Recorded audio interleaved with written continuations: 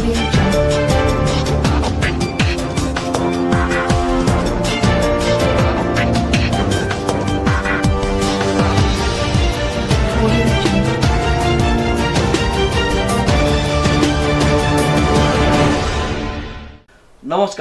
News নাওৰ বাতৰিলৈ স্বাগতম জনাই ষ্টুডিঅ'ত মই উৎপল দাস চাওঁ হক কি আছে আজি আমাৰ সংবাদত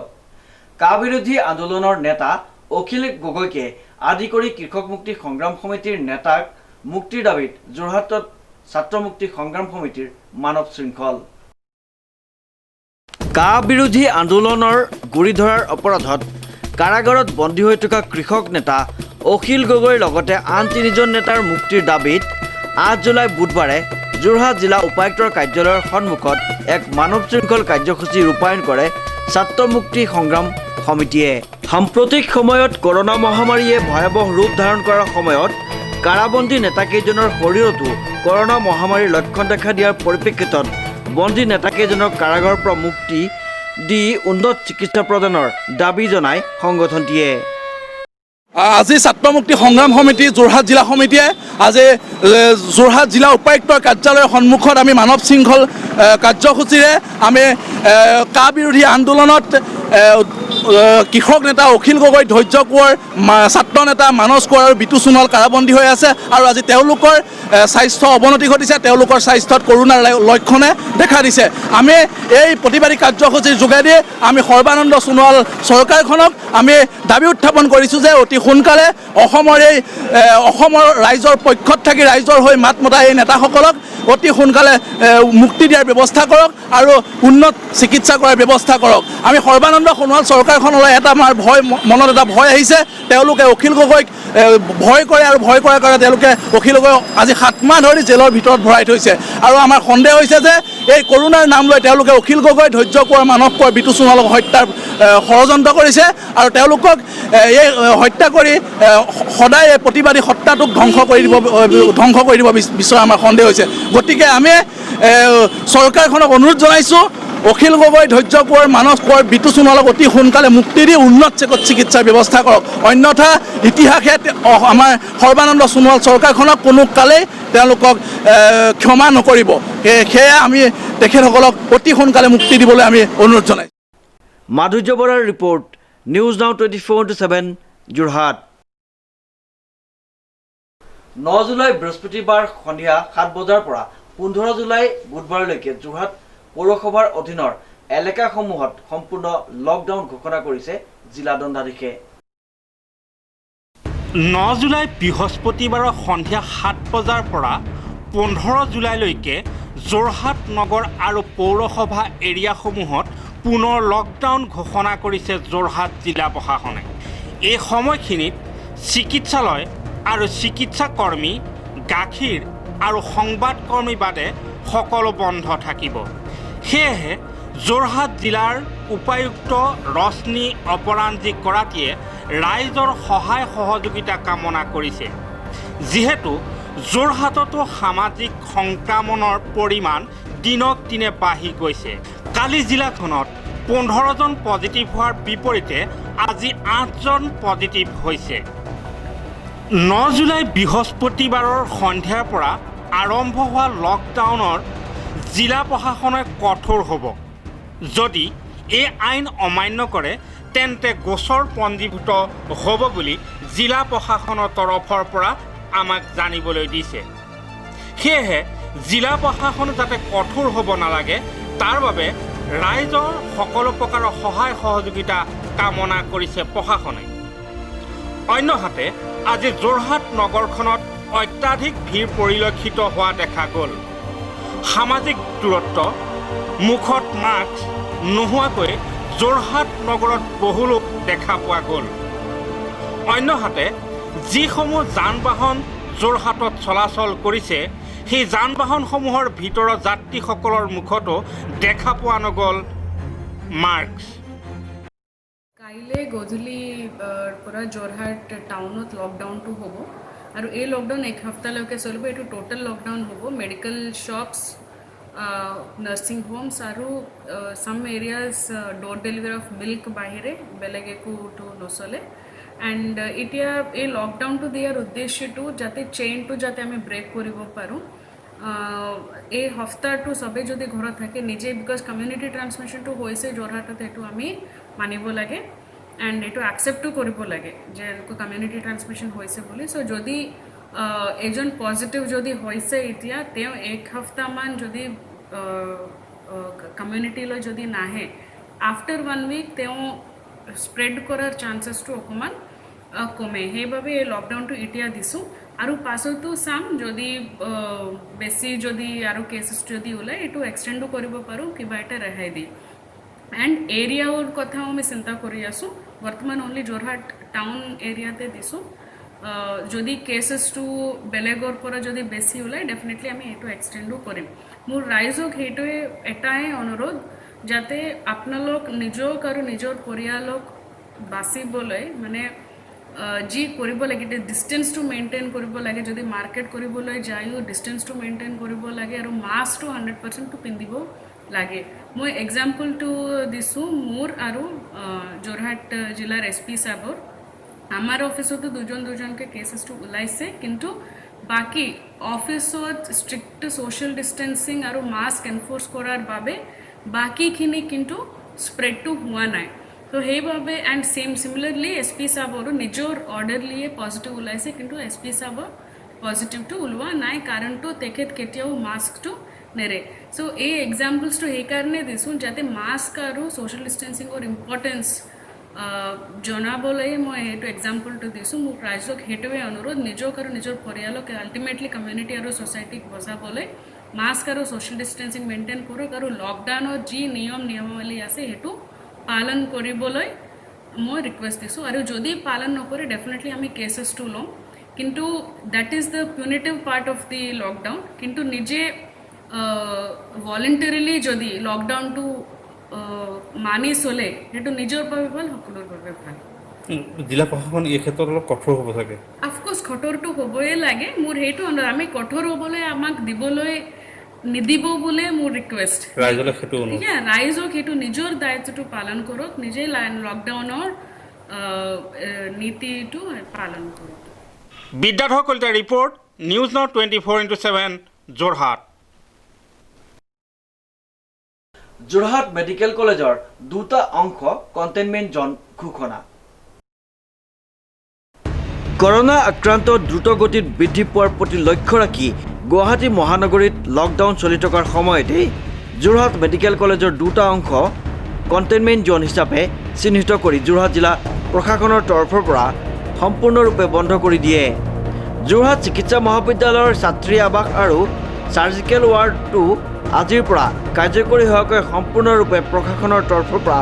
বন্ধ কৰি দিয়া হৈছে উল্লেখযোগ্য যে যোৱাকালি চিকিৎসা মহাবিদ্যালয়ৰ এজন ইণ্টাৰ্ণৰ দেহত COVID-19 উপস্থিতিৰ সন্দেহ কৰি স্বাব টেষ্ট কৰে পিছত তেওঁৰ টেষ্ট ফলাফল নিগেটিভ বুলি জানিব পৰা গৈছে যদিও ইয়াৰ চিকিৎসা মহাবিদ্যালয়খনৰ সেই উক্ত স্থানকেইটা কণ্টেইনমেণ্ট জ'ন হিচাপে বন্ধ কৰা হৈছে বুলি জিলা উপায়ুক্তই এই কথা সদৰি কৰিছে লগতে আজিৰ পৰা বলবৎ হোৱাকৈ চাৰ্জাৰী ৱাৰ্ডৰ সকলো স্থান সাধাৰণ ৰোগীৰ বাবে বন্ধ কৰি দিছে বুলি জিলা উপায়ুক্তগৰাকীয়ে জানিবলৈ দিয়ে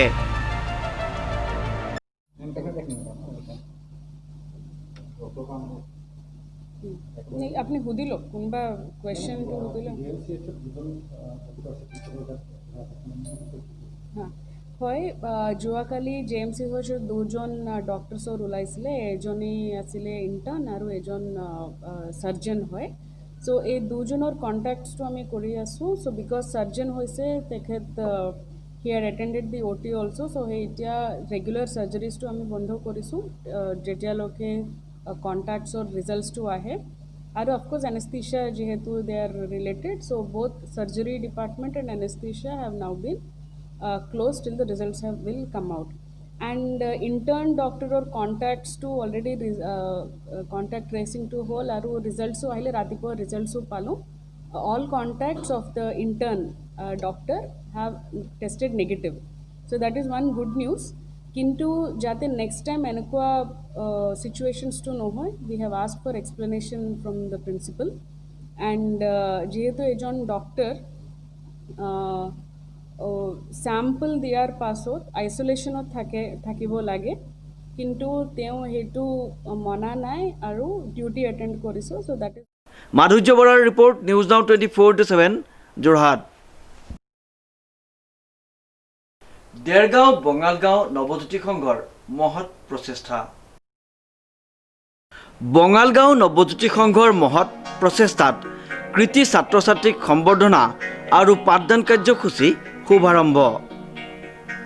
COVID-19 বাবে বিদ্যালয়লৈ যাব নোৱাৰি ঘৰতে থকা নৱম দশম শ্ৰেণীৰ ছাত্ৰ ছাত্ৰীক বঙালগাঁও নৱজ্যোতি সংঘৰ উদ্যোগত সকলো বিষয়ৰ পাঠদান কাৰ্যসূচী শুভাৰম্ভ কৰা হয়। অঞ্চলটোৰ ভালেকেইজন শিক্ষক শিক্ষয়িত্ৰীৰ ক্ৰমে পাঠদান কাৰ্যসূচী ৰূপায়ণ কৰিব। পাঠদান কাৰ্যসূচীৰ শুভাৰম্ভ অনুষ্ঠানৰ আৰম্ভণিতে হাইস্কুল শিক্ষান্ত আৰু উচ্চতৰ মাধ্যমিক চূড়ান্ত পৰীক্ষাত সুখ্যাতিৰে উত্তীৰ্ণ হৈ অঞ্চলটোলৈ গৌৰৱ কঢ়িয়াই অনা 10জনৰো অধিক ছাত্ৰ ছাত্ৰীক কিতাপ, কলম, ধনৰ টোপোলা, সম্বৰ্ধনা পত্ৰ জ্ঞাপন কৰে। সম্বৰ্ধনা জ্ঞাপন কৰে। উল্লেখযোগ্য যে নৱজ্যোতি সংঘৰ অন্যতম সদস্য তথা বিশিষ্ট চিকিৎসক ডক্টৰ মঞ্জিল গোস্বামীয়ে দৰিদ্ৰ ছাত্ৰ দিবাকৰ ভূঞাক 2 বছৰৰ সকলো পঢ়াৰ দায়িত্ব গ্ৰহণ কৰিব বুলি অৱগত কৰে। অনুষ্টুপীয়াকৈ আয়োজন কৰা উক্ত অনুষ্ঠানটোত নৱজ্যোতি সংঘৰ সভাপতি নিখিল ভট্টাচাৰ্য, সম্পাদক কমল ৰাজখোৱা, যুৱ সমাজকৰ্মী বিধান বৰদলৈকে মুখ্য কৰি কেইবাগৰাকীও গণ্যমান্য ব্যক্তি উপস্থিত থাকে। এই ছাত্ৰ ছাত্ৰীসকলক সম্বৰ্ধনা জনোৱা হৈছে। মানে যিসকল ছাত্ৰ ছাত্ৰীয়ে উচ্চ আৰু উচ্চতৰ মাধ্যমিক শিক্ষান্ত পৰীক্ষাত সুখ্যাতিৰে উত্তীৰ্ণ হৈছে, সেই ছাত্ৰ ছাত্ৰীসকলক আমি তেওঁলোকক উৎসাহিত কৰিবৰ কাৰণে, অনুপ্ৰেৰণা যোগাবৰ কাৰণে আমি একোখন কিতাপ, এখন মানপত্ৰ আৰু আমি কেইজনমান ছাত্ৰ ছাত্ৰীক 1000 টকাকৈ আমি বৰঙণি আগবঢ়াইছোঁ। আৰু আজি আমি এই পাঠদান কাৰ্যসূচী লৈছোঁ। 10জন ছাত্ৰ ছাত্ৰী আমাৰ অঞ্চলত আছে, 10ম শ্ৰেণীত পঢ়ি আছে। তেওঁলোকক COVID-19ৰ ভয়াৱহতাৰ প্ৰতি লক্ষ্য ৰাখি পেলাই আমি ছ'চিয়েল ডিষ্টেঞ্চ মেইনটেইন কৰি সকলোখিনি স্বাস্থ্যসন্মত ব্যৱস্থা হাতত লৈ আমি পাঠদানৰ কাৰ্যসূচী গ্ৰহণ কৰিছোঁ। আৰু আমি আশা ৰাখিছোঁ আমাৰ এই পাঠদান কাৰ্যসূচীয়ে ছাত্ৰ ছাত্ৰীসকলক যথেষ্ট উপকৃত কৰিব। মানে এইবাৰ হাইস্কুল শিক্ষান্ত পৰীক্ষা আৰু উচ্চতৰ মাধ্যমিকত উত্তীৰ্ণ হোৱা ছাত্ৰ ছাত্ৰীসকলক এনেকৈ সম্বৰ্ধনা জনাই অনুপ্ৰেৰণিত কৰিছে। তাৰ বাবে মই তেওঁলোকক সকলো সদস্যকে অশেষ ধন্যবাদ জনাইছোঁ। আৰু তেওঁলোকে যি এই বিনামূলীয়া পাঠদান কাৰ্যসূচী অনুষ্ঠিত কৰিছে, যিহেতু লকডাউনৰ সময়ত মানে বহুতো ছাত্ৰ ছাত্ৰী অনলাইন শিক্ষাৰ পৰা বঞ্চিত হৈ আছে, তেওঁলোকৰ সেই প্ৰচেষ্টা যি লৈছে তেওঁলোকে, সেয়া অতিকে প্ৰশংসনীয়। আৰু মই শেষত এই বঙালগাঁও নৱজ্যোতি সংঘৰ সমূহ সদস্যক মোৰ আন্তৰিক ধন্যবাদ আৰু অভিনন্দন জ্ঞাপন কৰিছোঁ আৰু এই সংগতিৰ উত্তৰ। বিদ্যাধৰ কলিতাৰ ৰিপৰ্ট, নিউজ নাও 24/7 যোৰহাট। কিশোৰী যৌন নিৰ্যাতনৰ ন্যায় বিচাৰি দিয়া গোচৰৰ বাবে গোচৰ দিয়া মেডিকেল কৰ্মীক বিধায়ক ৰূপজ্যোতি কুৰ্মীৰ হেঁচাত বাগিচা কৰ্তৃপক্ষই চাকৰিৰ পৰা নিলম্বন দিয়াৰ অভিযোগ অসমপ্ৰেমী যুৱ ছাত্ৰ সমাজৰ। যোৱা 30 জুন তাৰিখত আমগুৰিৰ হালুৱাটিং বাগিচাৰ এগৰাকী 13 বছৰীয়া কিশোৰীৰ যৌন নিৰ্যাতনৰ ফটো মৰিয়নিৰ বিধায়ক ৰূপজ্যোতি কুৰ্মীয়ে ন্যায় বিচাৰৰ নামত সামাজিক মাধ্যমত প্ৰকাশ কৰাৰ বিৰুদ্ধে দিয়া এজাহাৰৰ বাবে অসমপ্ৰেমী যুৱ ছাত্ৰ সমাজৰ উপদেষ্টা মনোজ গগৈয়ে বাগিচাৰ চিকিৎসালয়ত কৰি থকা চাকৰি বিধায়কজনৰ প্ৰত্যক্ষ হেঁচাত বাগিচাৰ কৰ্তৃপক্ষে নিলম্বন পত্ৰ প্ৰেৰণ কৰাত বিভিন্ন মহলত প্ৰতিক্ৰিয়াৰ সৃষ্টি হৈছে। উল্লেখযোগ্য যে পক্সো এক্ট 2012ৰ 23 নম্বৰ দফাত থকা নিয়ম ভংগৰ বিৰুদ্ধে অসমপ্ৰেমী যুৱ ছাত্ৰ সমাজে টিয়ক আৰক্ষী থানাত দিয়া এজাহাৰৰ কোনো আইনী প্ৰক্ৰিয়া নচলোতেই গোচৰ দিয়া জাতীয় সংগঠনৰ নেতাৰ বিৰুদ্ধে লোৱা দমনমূলক নীতিৰ বিৰুদ্ধে জাঙুৰ খাই উঠিছে অসমৰ প্ৰায়সংখ্যক জাতীয় সংগঠন আৰু ব্যক্তিয়ে। প্ৰয়োজনত এনেধৰণৰ নেতাৰ বিৰুদ্ধে জংগী আন্দোলনৰ ভাবুকি প্ৰদান কৰিছে ন্যায়পক্ষত থকা সংগঠনসমূহে। লগতে তেওঁৰ নিলম্বন বিপক্ষে অসমপ্ৰেমী যুৱ ছাত্ৰ সমাজে নিজাববীয়াকৈ আইনৰ দ্বাৰস্থ হ'ব বুলিও জানিবলৈ দিয়ে। আমগুৰি অঞ্চলৰ 13 বছৰীয়া এজনী কিশোৰ যৌন নিৰ্যাতিতা কিশোৰীৰ ন্যায়ৰ বাবে যুঁজ দি আজি মই মোৰ বাগিচাৰ যিটো চাকৰি, এই চাকৰিটো আজি হেৰুৱাবলগীয়া হৈছে। মই এই ছোৱালীজনীৰ ন্যায়ৰ বাবে যুঁজ দিবলৈ গৈ ৰূপজ্যোতি কুৰ্মীৰ বিৰুদ্ধে মৰিয়নি সমষ্টিৰ বিধায়ক ৰূপজ্যোতি কুৰ্মীৰ বিৰুদ্ধে এখন এজাহাৰ দাখিল কৰিবলগীয়া হৈছে, টিয়ক থানাত দাখিল কৰিবলগীয়া হৈছিল। ৰূপজ্যোতি কুৰ্মীৰ দুখ হৈছে 13 বছৰীয়া এজনী কিশোৰীৰ নাম, ফটো আৰু তেওঁৰ যিখিনি দেউতাকৰ বা এড্ৰেছ এইখিনি ছ'চিয়েল মাধ্যমত ৰাজহুৱা কৰি পস্কো এক্ট যিখন 2012-ৰ 23 নম্বৰ দফা উলংঘন কৰি ছোৱালীজনীৰ ভৱিষ্যত দিনত যি নাৰীৰ সুৰক্ষা আৰু সন্মানৰ প্ৰতি ভাবুকি কঢ়িয়াইছিলে তাৰ বাবে মই ৰূপজ্যোতি কুৰ্মীৰ বিৰুদ্ধে এখন এজাহাৰ দিছিলোঁ। আৰু এই এজাহাৰখন দিয়াৰ পিছতেই ৰূপজ্যোতি কুৰ্মীয়ে মোক ব্যক্তিগত আক্ৰোশৰ বলি কৰি তেখেতৰ ৰাজনৈতিক শক্তিৰে বলিয়ান হৈ তেখেতে মোৰ অফিচত গৈ মোৰ বিৰুদ্ধে কিছুমান হেঁচা প্ৰয়োগ কৰিছিল, যাৰ ফলত আজি মোক বাগান কৰ্তৃপক্ষই ছাছপেণ্ড কৰি লেটাৰ মোলৈ পঠিয়াইছে। বাগান কৰ্তৃপক্ষৰ গাত মই দুখ নিদিওঁ, তেওঁলোকে হেঁচা প্ৰয়োগৰ ৰূপজ্যোতি কুৰ্মীৰ নিচিনা এজন তথাকথিত জনতাৰ প্ৰতিনিধি যি বুলি ক'ব লাগিব, যিজনে আচলতে আইন সৃষ্টি কৰে, আইন সৃষ্টিৰ নামত আইন উলংঘা কৰি আহিছে, তেনেকুৱা এজন ব্যক্তিয়ে আজি মোৰ বিৰুদ্ধে এনেকুৱা কৰিছে। গতিকে মই এই গোটেই বিষয়টো ৰাইজলৈ এৰি দিছোঁ, ৰাইজে বিচাৰ কৰিব। এনেকুৱা সত্যৰ পক্ষত থাকিলে যদি এনেকুৱা ধৰণৰে শাস্তি হয় তেতিয়াহ'লে এই কথাখিনি ৰাইজে উপলব্ধি কৰিব বুলি আশা ৰাখিছোঁ। মই পুনৰবাৰ কৈছোঁ, ৰাইজে বিচাৰ কৰক আৰু মই আইন আদালতৰ ওপৰত বিশ্বাসী আস্থা ৰাখিছোঁ আদালতৰ ওপৰত। ইয়াৰ পিছত মই ৰূপজ্যোতি কুৰ্মীৰ বিৰুদ্ধে মই মোৰ ধৰণে আইনী ব্যৱস্থা ল'বলৈ বাধ্য হ'ম। আৰু এইখিনিকে ক'লোঁ, পুনৰবাৰ কৈছোঁ, আস্থা ৰাখিছোঁ মই ৰাইজৰ ওপৰত। আমি ইতিমধ্যে জানিব পাৰিছোঁ যে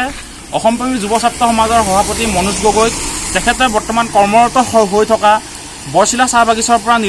নিলম্বন কৰিছে। নিলম্বন কৰাৰ এটা কোনো বিশেষ কাৰণ দেখুওৱা নাই। তেখেতৰ যিখন নিলম্বন পত্ৰ দিছে তেখেতক বিশেষ কোনো কাৰণ দেখুওৱা নাই, তাত মাত্ৰ এটাই কাৰণ যি হৈছে বিভিন্ন পক্ষৰ পৰা তেখেতৰ বিৰুদ্ধে অহা অভিযোগৰ ভিত্তিত তেখেতক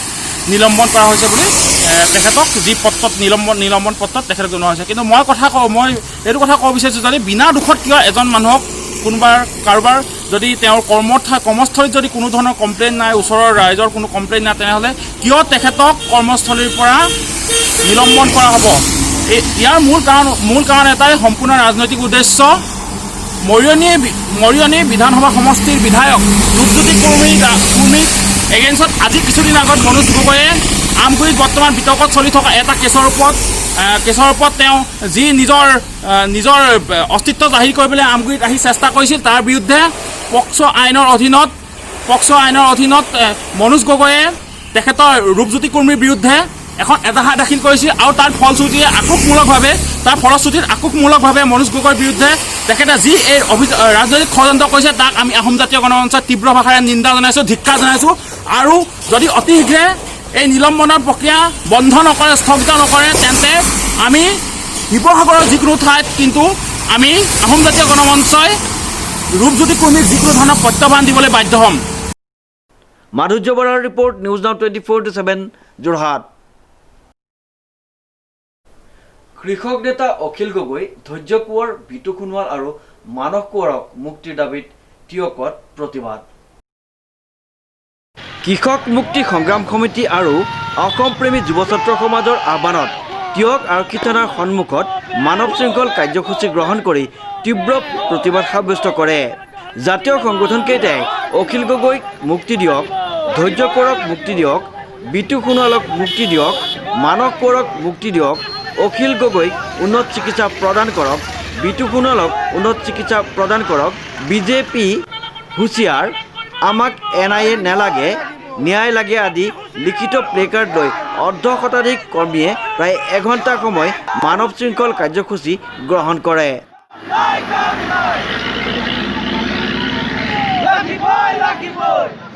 আমি ছাত্ৰ মুক্তি সংগ্ৰাম সমিতি, কৃষক মুক্তি সংগ্ৰাম সমিতি আৰু নাৰী মুক্তি সংগ্ৰাম সমিতি, অসমপ্ৰেমী যুৱ ছাত্ৰ সমাজে আমি ঐক্যবদ্ধ হৈ আজি টিয়ক নগৰত আমি মানৱ শৃংখল কাৰ্যসূচী গ্ৰহণ কৰিছোঁ। এই মানৱ শৃংখল কাৰ্যসূচীৰ জৰিয়তে আমি অসম চৰকাৰক জনাই দিব বিচাৰিছোঁ যে অখিল গগৈ আৰু বিতু সোণোৱালক আজি কৰোণা লক্ষণে দেখা দিছে, অতি সোনকালে তেওঁক উন্নত চিকিৎসা প্ৰদান কৰিব লাগে। আৰু অখিল গগৈ, বিতু সোণোৱাল, মানস কোঁৱৰ, ধৈৰ্য কোঁৱৰক অতি সোনকালে মুক্তি দিব লাগে। চৰকাৰখনে ন্যায় লৈ তেওঁলোকক অখিল গগৈ আৰু বিতু সোণোৱালক উন্নত চিকিৎসাৰ বাবে যি নিৰ্দেশ দিছে, কিন্তু অসম চৰকাৰ আৰু অসমৰ গৃহ বিভাগে এই চিকিৎসা প্ৰদান কৰা নাই। আচলতে আমি ভাবিবলৈ বাধ্য হৈছোঁ যে অখিল গগৈ হত্যা কৰিবৰ বাবে কা আন্দোলনৰ সময়তে কেন্দ্ৰীয় চৰকাৰৰ পৰা নিৰ্দেশ আহিছিল সেই সময়ত কিন্তু অখিল গগৈক তেওঁলোকে হত্যা কৰিব নোৱাৰিলে এতিয়া সৰ্বানন্দ সোণোৱাল চৰকাৰে আৰু অসমৰ গৃহ বিভাগে অখিল গগৈ কাৰাগাৰৰ ভিতৰতে হত্যা কৰাৰ ষড়যন্ত্ৰ কৰিছে আমি সৰ্বানন্দ সোণোৱাল আৰু হিমন্ত বিশ্ব আৰু অসমৰ গৃহ বিভাগ সকীয়াই দিব বিচাৰিছোঁ যে অখিল গগৈৰ বিতোচনালৰ গাত যদি বিশেষ কিবা ৰোগৰ লক্ষণ দেখা দিবলৈ হয় তেতিয়াহ'লে কিন্তু অসম জ্বলিব আৰু সৰ্বানন্দ সোণোৱাল আৰু হিমন্ত বিশ্ব আৰু অসমৰ গৃহ বিভাগক এদিন অসমৰ ৰাইজৰ ক্ষোভ জুইত দাহ যাব অতি সোনকালে তেওঁলোকক যদি মুক্তি নিদিয়ে আমেৰিকাৰ দৰে সকলো অসমৰ ৰাইজ ৰাজপথলৈ ওলাবলৈ বাধ্য হ'ব মানৱ শৃংখল কাৰ্যসূচী ৰূপায়ণ কৰিছোঁ ইয়াৰ মূল কাৰণটোৱে হৈছে যে অখিল গগৈ দেহত কাৰাগাৰত যে COVID-19 যিসমূহ লক্ষণ এই লক্ষণসমূহে দেখা দিছে বুলি কৈছে আমি গৃহ বিভাগক আৰু অসমৰ সৰ্বানন্দ সোণোৱালক এটা কথা স্পষ্ট কৰি দিব বিচাৰিছোঁ যে COVID-19 যি ৰোগত আক্ৰান্ত হোৱাৰ লক্ষণৰ কথা কৈ এই কথা দোহাই দি এই যি অখিল গগৈক মাৰি পেলোৱাৰ ষড়যন্ত্ৰ ৰচিছে বিজেপি চৰকাৰখনে এয়া আমি কেতিয়াও বাস্তৱায়িত হ'বলৈ নিদিওঁ আমি আজি ইয়াৰ পৰা সকীয়াই দিছোঁ জাতি মাটি আৰু ভেটিৰ কথা কোৱা চৰকাৰখনে অসমৰ খিলঞ্জীয়াৰ মূৰত যিটো ৰাম টাঙন সুধাই এই যি অসমৰ সংগ্ৰামী কণ্ঠ অখিল গগৈক শেষ কৰি দিব বিচাৰিছে ইয়াৰ বিৰুদ্ধে ৰাজপথলৈ ৰাইজ ওলাই আহিব বৰ্তমান সময়ত আমি সামাজিক দূৰত্ব অতিক্ৰম কৰি লকডাউনৰ সম্পূৰ্ণ নীতি নিয়ম মানি আমি আমাৰ কাৰ্যসূচী পালন কৰিছোঁ কিন্তু ইয়াৰ পিছত কিন্তু আমি ভৱিষ্যতে আমি লকডাউনৰ নীতি উলংঘা কৰি দিবলৈ বাধ্য হ'ম আৰু অখিল গগৈ যদি কিবা কাৰণত কিবা উপায় অমংগল হয় ইয়াৰ সম্পূৰ্ণ দায়ী অসমৰ সৰ্বানন্দ সোণোৱাল হ'ব আৰু ৰাজ্যৰ গৃহ বিভাগটো হ'ব টিয়কৰ পৰা মাধুৰ্য বৰাৰ ৰিপৰ্ট নিউজ নাও 24/7 যোৰহাট বাতৰি শেষ হোৱাৰ আগতে জানি লওঁচোন আহক আজিৰ দিনটোৰ বতৰৰ বতৰা আজিৰ দিনটোৰ সৰ্বোচ্চ তাপমাত্ৰা আছিল 31 ডিগ্ৰী চেলছিয়াছ আৰু সৰ্বনিম্ন 28 ডিগ্ৰী চেলছিয়াছ ইয়াৰ লগতে বতৰ ডাৱৰীয়া হৈ থাকি বৰষুণ হোৱাৰ সম্ভাৱনা নিউজৰ বাতৰিত আজিলৈ ইমানেই বিভিন্ন বা বাতৰিৰ অনুষ্ঠানৰ বাবে চাই থাকিব নিউজ নাও 24/7 ধন্যবাদ